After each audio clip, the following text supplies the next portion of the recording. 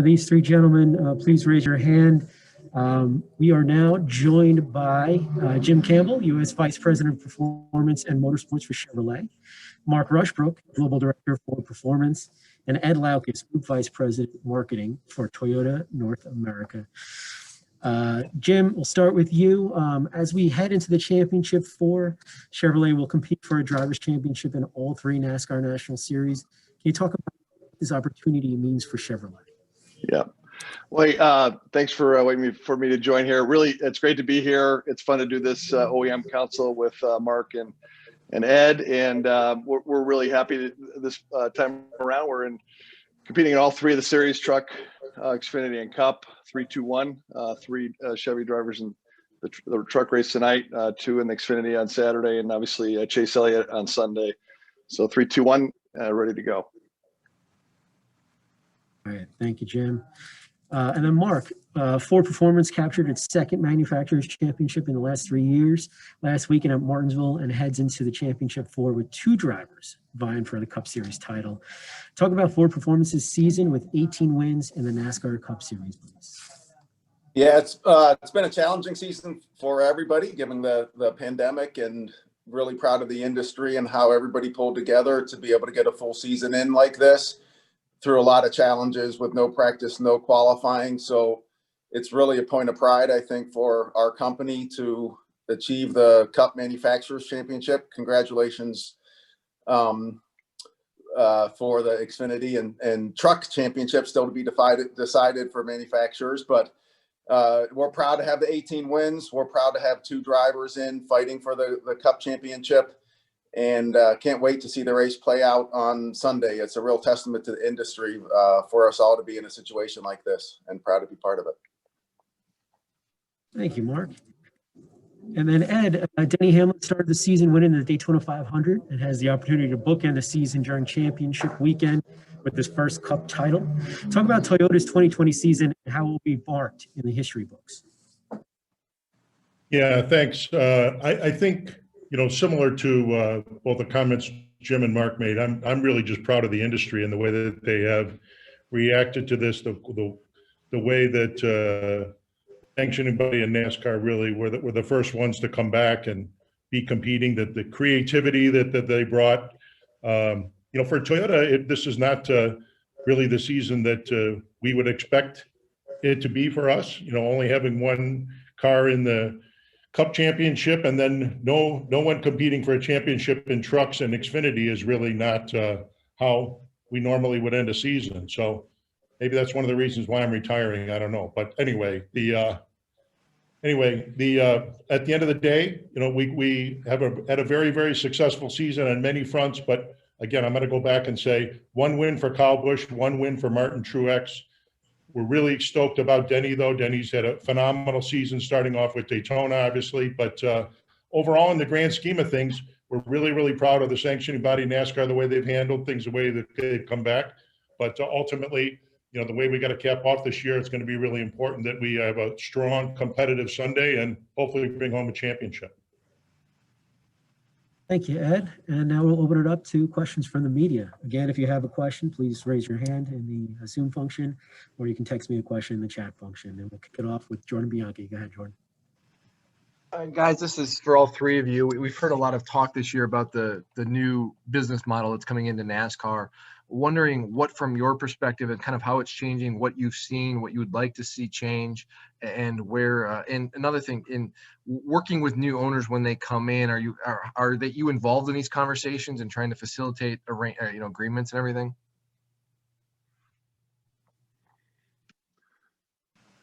I guess I'll take the first answer on that one. I think NASCAR and really all the sanctioning bodies that we compete in around the globe are working within the rule set and with all their partners and stakeholders to figure out ways to get the cost of competing down and still put on amazing racing. And NASCAR's done a really terrific job of that. It's been a multi-year effort, and obviously getting ready to come with the next gen car is another step in that direction, combined with the other things that they've done.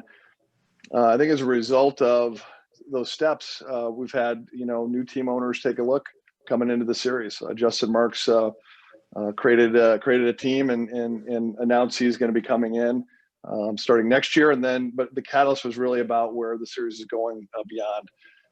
And so, those teams, when they're thinking about coming in, I do believe they reach out to all the OEMs. We certainly get the calls, and I presume they're going to the other OEMs as well.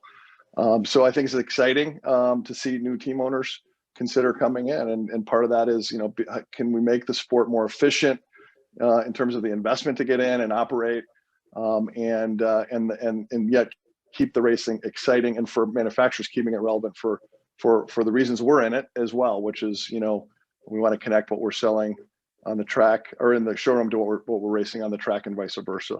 So that would be my take on it. Thanks, Jordan.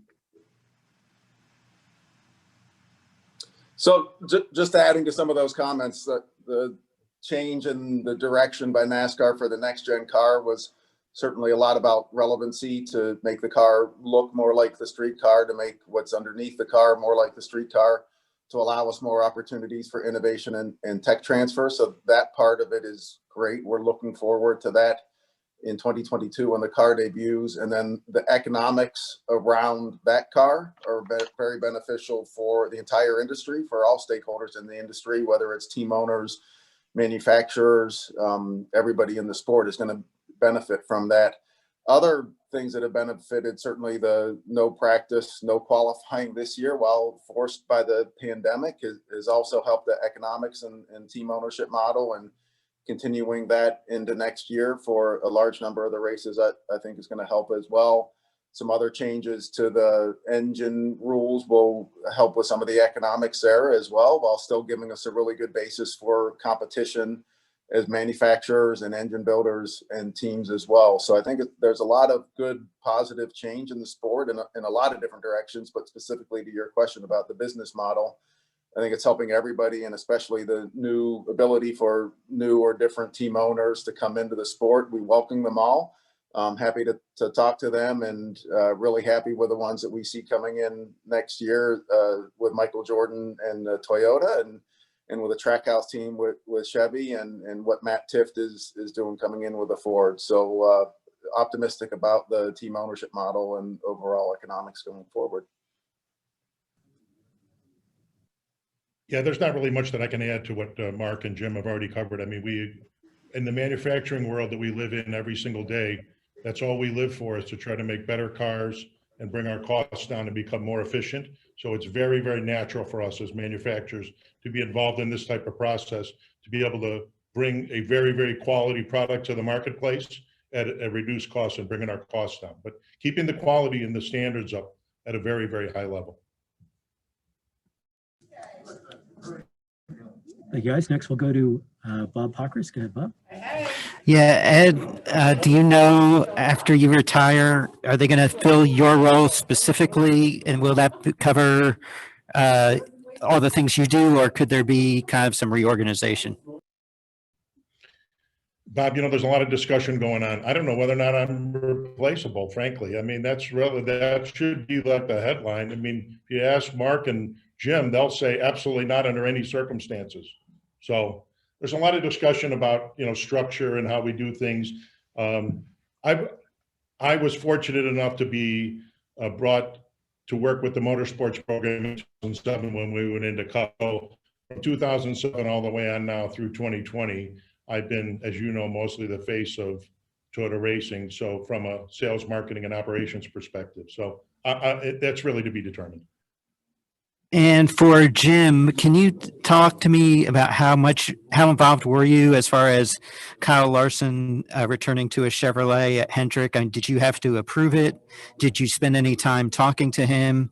And do you guys does he have any sort of personal services deal with you? Yeah. Certainly watched what Kyle was doing after he was suspended in April. The actions that we took and the reasons we took the actions. We were aware of the things that he was doing in terms of what was required from NASCAR, and also aware of some things he was doing on his own to learn, to understand better, and to be a positive part of change going forward, both obviously off the track at that point, but his aspirations are to get back on the track. I had a chance to talk to him 2 different times, and the reasons why I wanted to talk to him was to understand, where he was at and what he had learned, and what was he prepared to do going forward. In terms of a personal service agreement, we don't have a personal service agreement with Kyle. He is obviously going to work for Rick. We have our arrangement with Rick Hendrick, and then he has his affiliated drivers.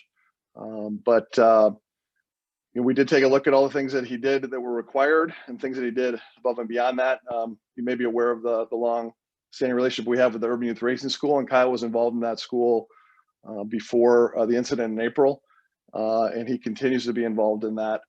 And he's actually, taken a lot of counsel from Anthony and Michelle Martin, some sessions where they talked for quite a long time. He also met with one of the students that was a champion of the 2019 program for the Urban Youth Racing School, which is it's a STEM-related classroom kind of scoring system, and then an on-track performance for go-karting.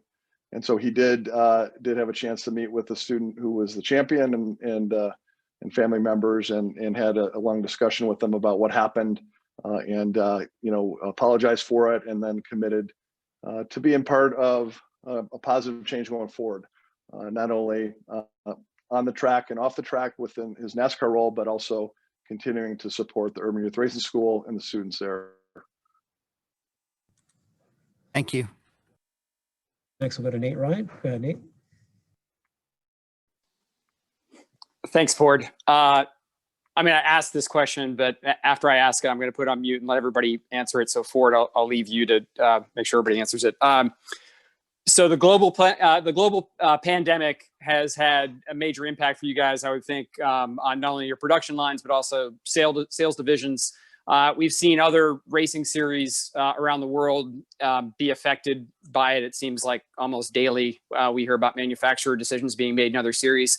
How well insulated is NASCAR from the economic ramifications, the fallout from the pandemic, as far as the manufacturers, and why would NASCAR be well insulated if you think it is?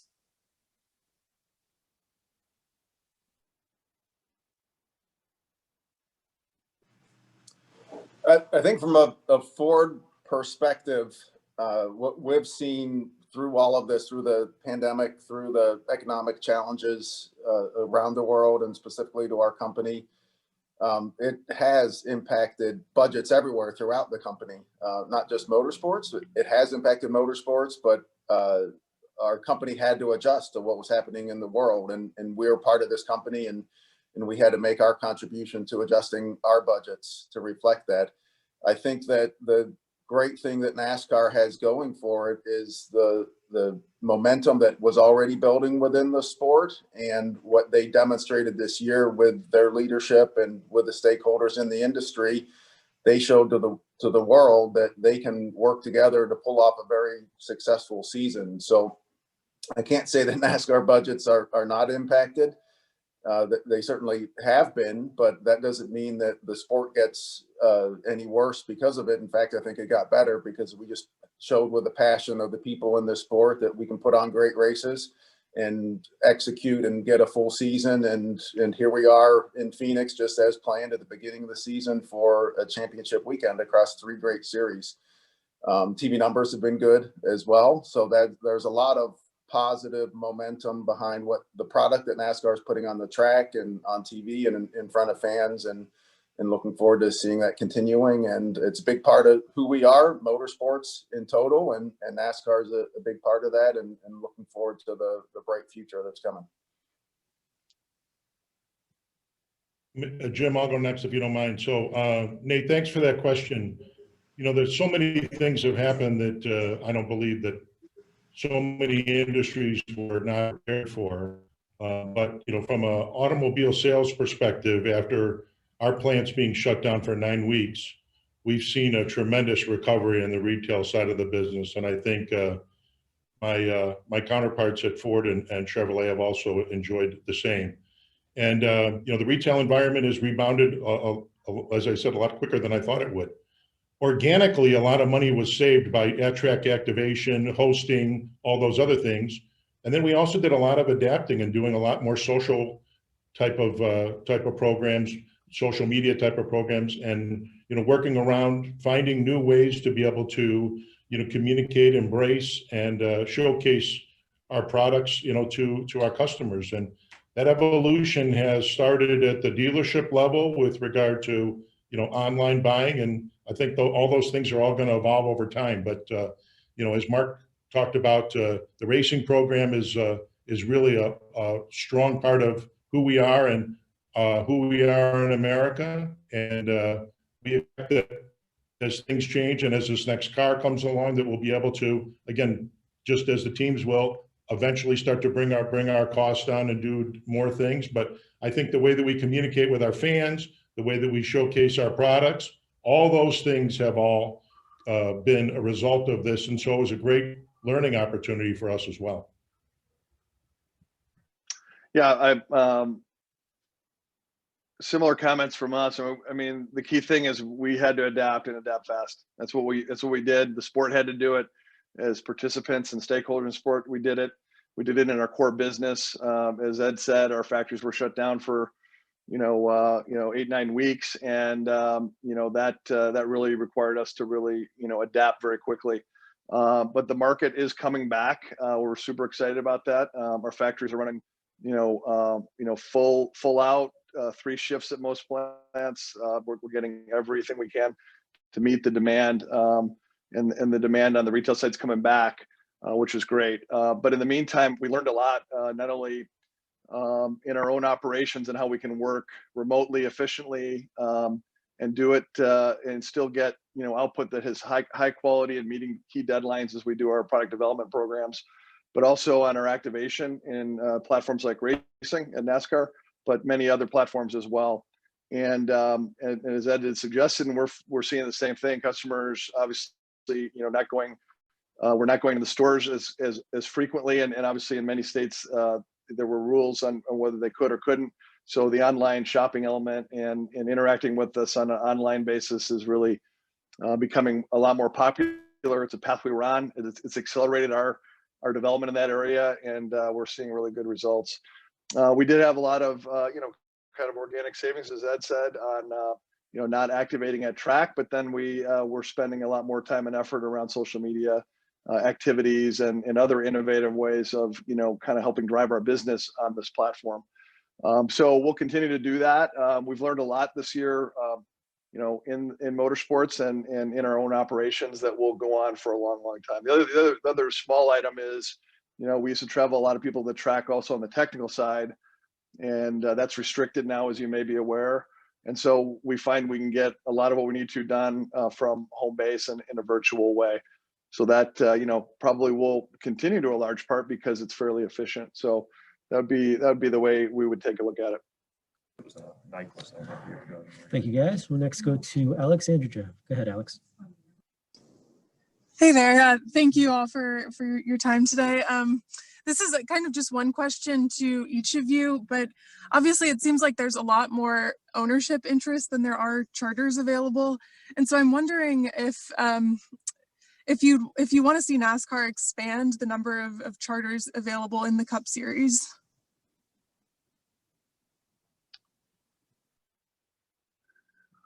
Well, I'll take the first answer at it. This is Jim. I mean, there are a limited number of charters. I would say you're right. The demand for the charters seems to be kind of going in a direction north, which is good. I think that there are still charters that a new team owner could get access to, or create a lease arrangement or buy it.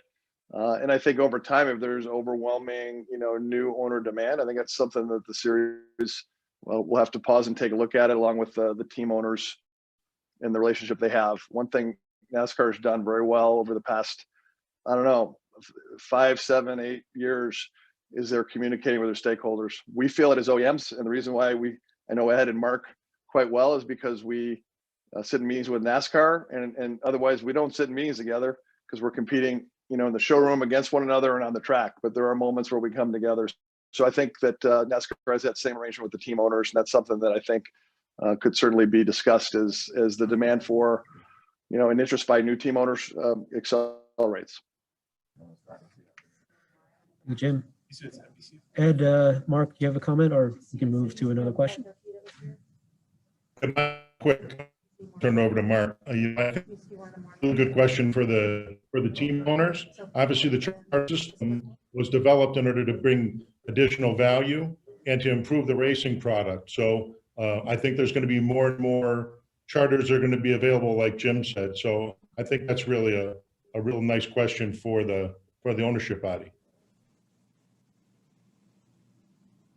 Okay. Next, we'll go to Jenna Fry. Go ahead, Jenna. Hey guys, for all three of you, same deal as Nate. I'll let you guys answer and I'll back out. The next gen car, what will it mean to your brand, and how close are you guys to getting one on track? So I can jump in. Let's go, Mark. Yeah, thanks. We're excited about the next gen car. We've been supportive. I think Chevy, Toyota, and Ford have all been part of wanting the next gen car and setting the definition of what it was going to be and what it wasn't going to be. So that's been started over 2 years ago, and it's good to see it coming to the level that it is now. And we can't wait to see it get on track. But for us, it is important for the looks of the car to be much closer to what we have in the showroom and on the street, and what we're going to have on the racetrack. And underneath, with the technology and architecture of the car being much more similar to what we sell on the street and what we have on the race cars, so that we'll get even more learning from racing that architecture, and more learning from our processes and our tools. They're even closer and more relevant, therefore, as a result of that. So I think it's important for the sport to maintain that relevance and closeness of the race cars and street cars. And I think it's going to be great racing, just like we see today. There's some elements when you bring hybrid in as well, further into the future, that it can increase some of the passing opportunities if we have the extra boost available from the hybrid to create even more excitement than what we see today. So it's important for us for that relevancy, and I think for the sport, for the excitement of the racing on the track. Yeah, Jenna, I think that Mark pretty much said everything. The relevancy is a big deal, but Jim mentioned the collaboration, and you guys have all heard me say that before. I just really appreciate the fact that we can compete in the showroom and we can compete, but when we need to come together for the good of the sport collectively, we can all work together. And it really has been a privilege to be able to work with all these guys, because at the end of the day, we're all car people, and we want the industry to succeed, and we want all the racing programs that we participate in to succeed as well. Yeah. For Chevy, I agree with that, and Mark's comments are. For us, the car is going to look more like the car we sell. The technology is going to be updated to a degree that's relatable and connected to what we're selling in the showroom. Those are key factors for us. And then figuring out, when we do that along the way, improving the process so we can get the cost down and make it more, more efficient as we go to the racetrack all the way through the system. For us, for the teams, and for the whole enterprise, including NASCAR. Those are important. Those three things are important for us.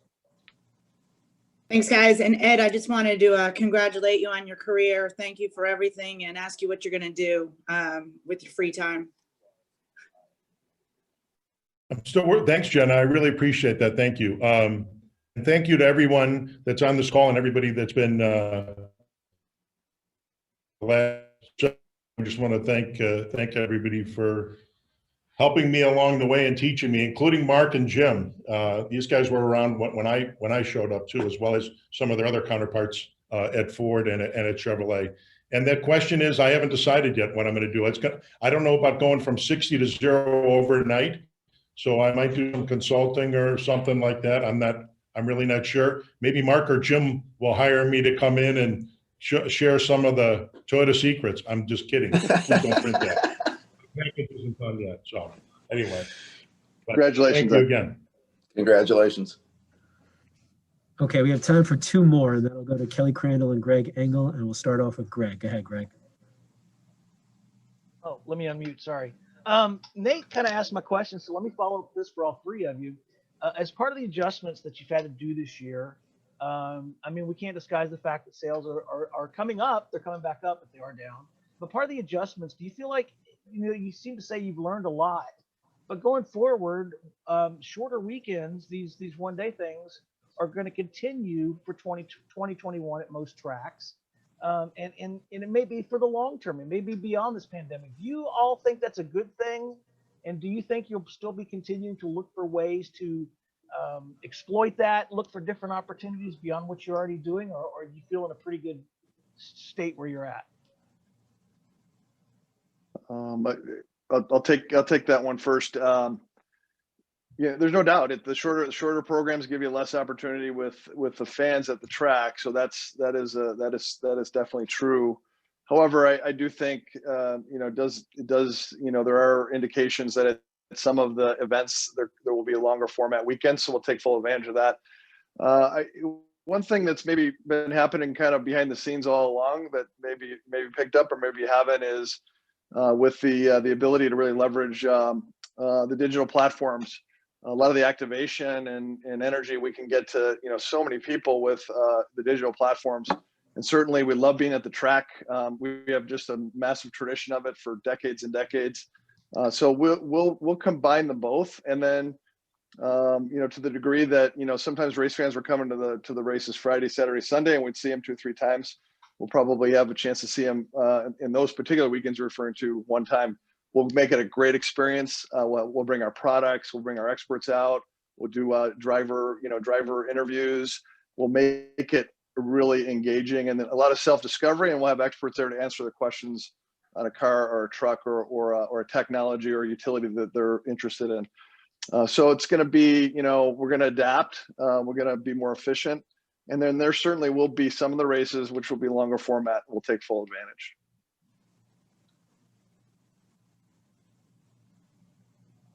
Mark and Ed?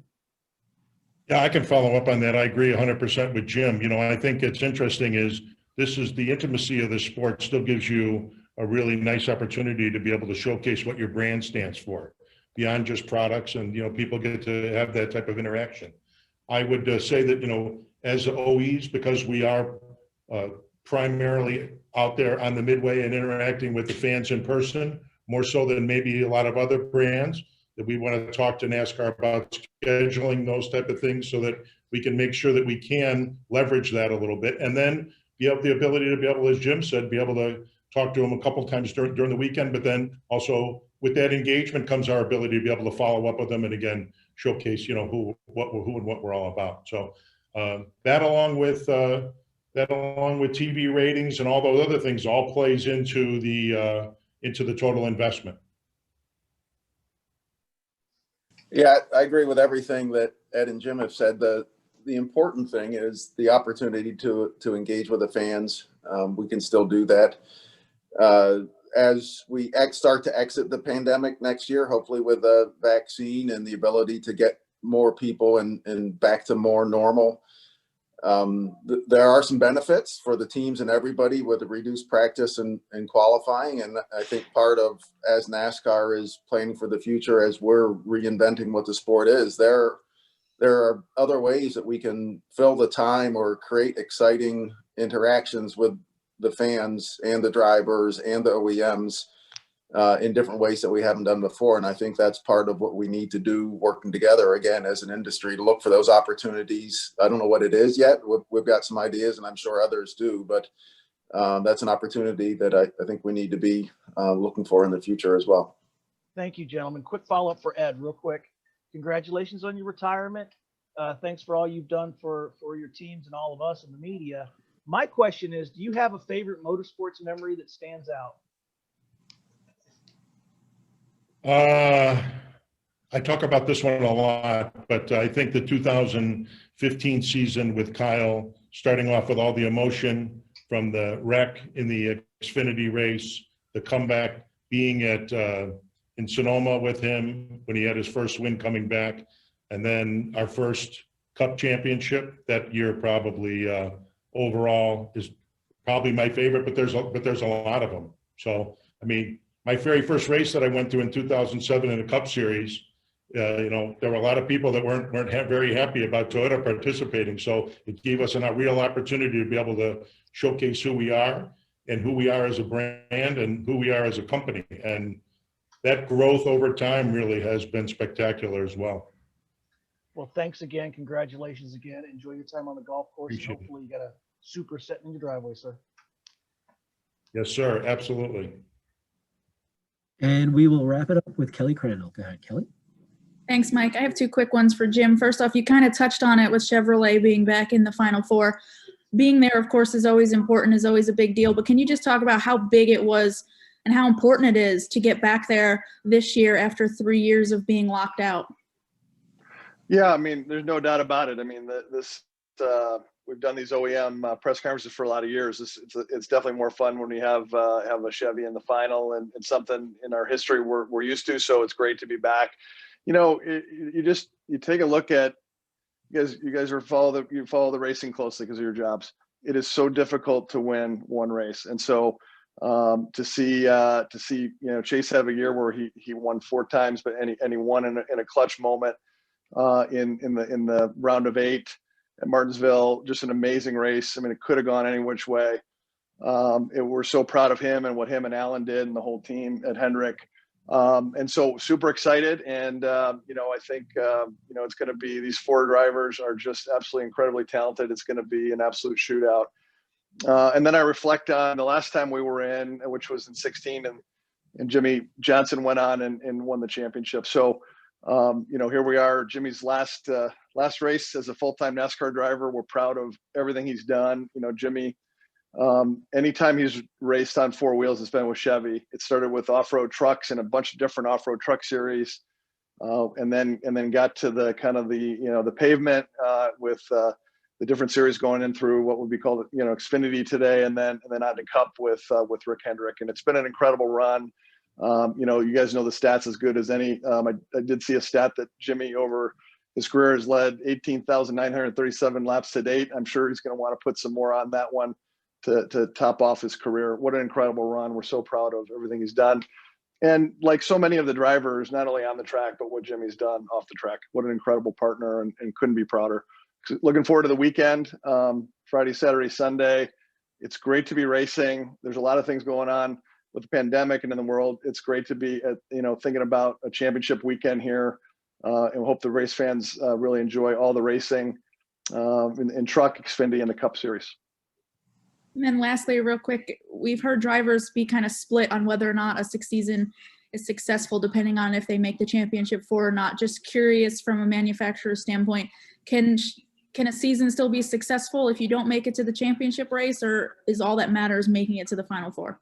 Well, I mean, is that Kelly? Is that a question for me? Yeah, but if Ed or okay. All right, yeah. Well, certainly. I mean, the goal of every one of our teams, and I'm sure it's probably true beyond, is to win a championship. But believe me, tomorrow there's 4. As you know, 4 drivers will go for the championship on Friday, Saturday, and Sunday.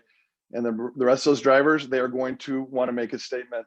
They're going to want to get to the front and lead laps and put a win on the board. Believe me, it's going to be that intense. And so, obviously, the gold standard of a season is to win the championship.